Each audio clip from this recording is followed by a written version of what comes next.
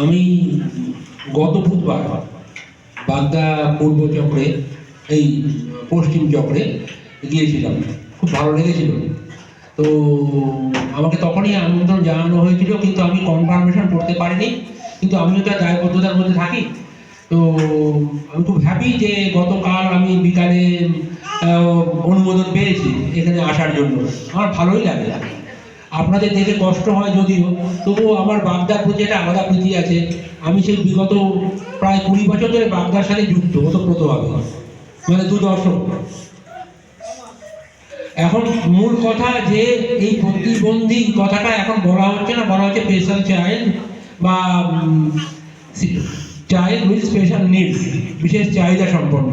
কেননা একটা কথা কি, যার একটা দিক অফ আছে, একটা দিক কম আছে, কমা আছে, ধরুন সে কানে শুনতে পায় না, তার চোখের দৃষ্টিটা অটোমেটিক ভাবেই বেশি, আমরা ধরে নিতে পারি, সে ডাবল প্রতিবন্ধী না হয়, ডাবল তার অসুবিধা না থাকে। সুতরাং যার একটা দিক কম আছে তার অন্য দিকগুলো তুলনামূলকভাবে বেশি আছে। আমরা এটা ধরে নিয়েছি, ধরে নেইনি, এটা তথ্য বলেছি। এখন তো তথ্যের যুগ, সব আমাদের গুগল হাতের মধ্যে পেলেই আমরা তথ্য পেয়ে যাই। কত পার্সেন্টেজ এই স্পেশাল চাইল্ড আছে, কত ছেলে, কত মেয়ে, এই জেলায় কত, সার্কেলে কত, রাজ্যে কত, দেশে কত, ইত্যাদি ইত্যাদি। এখন একটা কথা কি, এদের জন্য কিছু, যেমন আমাদের সবার জন্য প্রারম্ভ শিক্ষার জন্য 6 থেকে 14 বছর পর্যন্ত নির্দিষ্ট করা আছে। এখন আছে নো ডিটেনশন পলিসি, মানে কাউকে একটা ক্লাসে ডিটেইন করা যাবে না, রাখা যাবে না। তাকে এবিলিটি অর্জন করাতে হবে, সক্ষম করাতে হবে। এবিলিটি দু রকমের, একটা হচ্ছে নিউমেরিক্যাল, একটা লিঙ্গুইস্টিক, এই দুটো, একটা অঙ্ক আর একটা ভাষা। ভাষার মধ্যে বিজ্ঞান, ইতিহাস, ভূগোল সব পড়ে যাচ্ছে, আর অঙ্ক, এই দুটোকে দেখা হবে যে কিরকম সে করছে। এখন পরীক্ষার ব্যবস্থাটা, আগে আমাদের দুটো করে পরীক্ষা হতো, ষান্মাসিক, বার্ষিক। এখন দেখুন কত ধাপে ধাপে ধাপে ধাপে কত হচ্ছে। কিভাবে তাকে, কোথায় তার লেখাপড়া আছে, এই লেখাপড়া কি করে ইমপ্রুভ করা যায়, এই চেষ্টা করা হচ্ছে।